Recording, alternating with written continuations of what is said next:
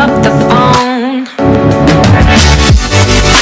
I've been calling you avoided me for weeks.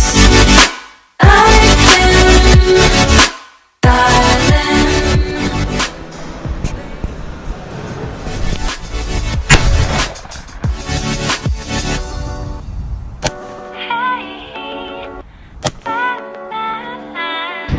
I always love hangers, they're so much fun.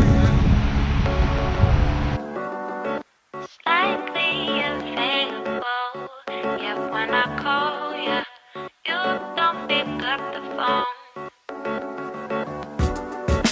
I don't think you understand how much I want you to be my man. When I call you, I imagine what you'd say when you... Welcome back to my channel, fully charged and revved up.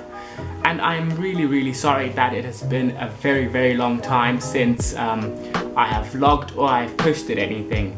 And that of course is because I have been sick, I've been ill. So this one is going to be an interesting one. It's a vlog that I've always thought I'd have to make at some point, but one that I have not been looking forward to making. That is because I have to talk to you about my health and my health condition. And I find it a bit difficult, if I'm honest. So here goes. Firstly, let's start with what health condition do I have? Okay, so what is the health condition that I have? I was born diagnosed at birth with sickle cell anemia. Sickle cell anemia. Now, some of you guys, a lot of people who I meet go, okay, I've heard of it, it's something that we did in biology, because for some strange reason, when you do biology at GCSE or A-level, you do blood conditions. Anyway, I don't know what that's about. So, the basic premise is that most red blood cells are round and donut shaped. But when you have sickle cell disease, your blood cells are not round, they're actually crescent shaped. So think of a crescent moon or sickle shaped, hence the name, sickle cell anemia. And because they're abnormally shaped, two things happen. Number one, they don't live as long, okay? So they die quite rapidly in the body. They crumble. But also, secondly, they don't function as well as they're supposed to normally. So what does that mean when they die early? When they die prematurely or they have a shorter lifespan, it means that your red blood cells have a certain certain lifespan, but mine have a shorter lifespan. And when they die, they tend to crumble and fall apart in pieces. And when they do that, they tend to, because a lot of them because this is going on at a large rate. It's not just one cell, it's all the cells, all the red blood cells doing this. Because they're sick, as it were, sickle. They tend to clog up your veins. And that causes a bit of swelling in your joints sometimes. So joint swellings and that sort of thing. But mostly when that happens, the swelling causes a lot of inflammation and pain. So I live with a lot of joint pain. We'll get onto that next, don't worry, we'll talk about that. But the other thing is, because they're abnormal shaped and they're not doing their function of what they're supposed to be doing as much, this means that also they're not carrying as much oxygen around, because your red blood cells transport oxygen around your body. So sometimes it's harder for me to do certain tasks, or it takes me a lot more effort, or I get breathless quicker. And also I suffer from, almost as if it were I suffered from chronic fatigue, which I don't. I don't suffer from chronic fatigue, but that is what it's similar to. So, getting tired easy, energy levels low. And a friend of mine who does suffer from chronic fatigue, we use the same analogy when we talk about energy and spoons. I'm sure some of you guys have heard about this. When you talk about how much energy do you have in the day? So if the average person has 5 spoons for 5 tasks a day, so that's morning to evening, 5 spoons, and that's the normal working functional human being. What is normal? I'm saying that. I know what people get. I know how you people get about normal, who's normal and all of this, but let's just take that as an example. A fit average human being may be able to have 5 spoons. and that will take them through the day, and like a normal person will have to come home and rest. People who don't, who suffer from a lot of different things, perhaps they'll go, actually, on the average day, perhaps I only feel like I have 4 or 3 spoons. That means that in my day-to-day tasks, I can only function with 3 spoons. And if I exceed those 3 spoons, so for whatever reason, say for example, it's a busy day and I have to dig deep and find 4 spoons, which is impossible sometimes, then I'm actually in a deficit because I only had 3 spoons, which means the next day I'll only have 2 spoons because I used 1 extra spoon. Does that make sense? Does that make sense? So all of these things are the condition I have. The main symptom of the condition I have is living day to day with joint pain. Joint pain, muscle pain, pain in strange places. I have had pain all over my body. And according to how ill I am, how sickle I am, or how sickling my blood is, that could be really serious and life-threatening, or that could be just something I could take some paracetamol and feel better about after a few hours. Or that is something I might have to say, actually I'm calling in sick for work today. So, living with sickle cell is a struggle, to say the least. Yeah, so living with sickle cell, apart from the pain and low energy, what else are some of the other things that are happening? I could get really scientific and start to talk about stuff that is called hemoglobin levels and all this other stuff, which basically talks about how your body is supposed to function, but that wouldn't make any sense to the layperson. And this video is just for me to explain what I go through, but it is a lot more complicated. I've really simplified it there. So, what is living with pain like?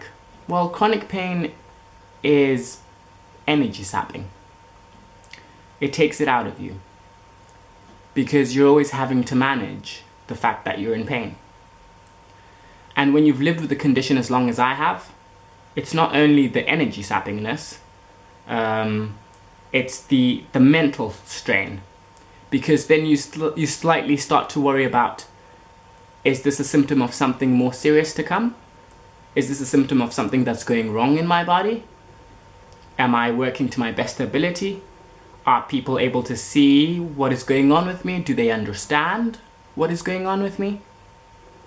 Sometimes the answers to those questions is yes, sometimes the answer to that question is no. So it is difficult.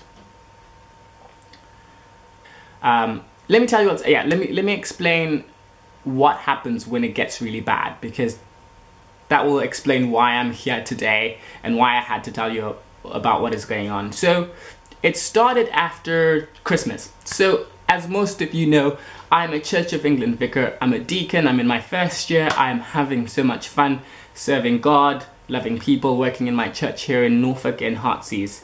We're having a brilliant time. A challenging time, but it's a fun time too. And so obviously I was excited about Christmas and everything that was happening at Christmas, which is great. After Christmas, round about Christmas Eve time, I started to have a little bit of pain in my back. Just a little bit. Come Boxing Day, and I wake up and I'm in a lot more pain than I thought I was, and it wasn't going away. I have a system where I will take a certain amount of painkillers, and then I'll take a certain amount of stronger painkillers, and then I'll take like my last resort of painkillers. And if those don't work, because those are the really strong ones, the ones that make you go loopy, then I will automatically start thinking about having to go to A&E. Because at that pain I'm going, this is enough to say that something's wrong and I can't treat it from home. And also that with the time space that it's taken, my great wife, Becky, was the one who was a lot more sensible than I was and was like, actually we should go in now. And this is the thing, when you're somebody like me who's lived with this condition and has had to be hospitalized many times, the fear, the apprehension, the anxiety kicks in. Because I know what the hospital process is like. I know what it is to wait for 4 hours, possibly in pain, while waiting to be seen by doctors. And all the fear kicks in. So sometimes I delay in making that decision to go because I just don't want to be in hospital. Who wants to be in hospital at the end of the day? Who wants to be sat in A&E for over 4 hours? Or who wants doctors to be poking at you the whole time? So we went in, and I ended up having to be hospitalized for a week. It turned out that I had a very bad chest infection. So when you live with sickle cell, and again, going back to that whole question about your red blood cells and your white blood cells, and you're also prone to infections and stuff like that, which makes life very interesting. Because you're always kind of aware of who's sneezing, who's coughing around you, who's got the flu, and you're just very wary. But it's another thing that you have to think about when you live with my condition. I ended up with a chest infection, and a very bad chest infection. So much so that the sickling blood in my veins and flowing through my body was not carrying enough oxygen to my lungs. And as a result, with the infection, it caused one of my lung lobes to collapse. So I had a collapsed lung. Very serious. Scary. But I bounced back, I got better, and like I said, I was in for a week, just over a week. They treated me, I got a blood transfusion. So one of the biggest treatments for sickle cell crisis, as they call them, when you have to be hospitalized and you're having a crisis because your blood count is low, or the stuff in your blood is, is running low, the numbers are bad, and that sort of thing, is pain relief, obviously, treating the infection with strong antibiotics. And in some very rare cases, I've had a few of these, but in some rare cases when it's absolutely required, you may need a blood transfusion. And this is why perhaps you see me a lot of the time on my social media accounts. I'm always hashtagging give blood, giving blood saves lives, etc, etc. That's because I know that a lot of times if I have a crisis, it's very possible that I'm going to need to have a blood transfusion. And what that does is gives you healthy blood cells from a donor who's giving you blood, who's literally giving you life. And that blood in your system helps the healing process, because my body's red blood cells, remember, it's producing faulty cells. I got a blood transfusion, I started to peak up, felt much better, and I came out of hospital, came home and started to just relax and rest for a bit. I think literally I was out of hospital for about 9 days and I was back at work. Really excited to get back to work. I was preaching on a Sunday, was looking forward to it. And then again, the pain started. This is probably 9 days after I had come out of hospital, and one day being back at work, the pain started to come back again. And I started to treat it, as I do normally, taking the drugs that I know of.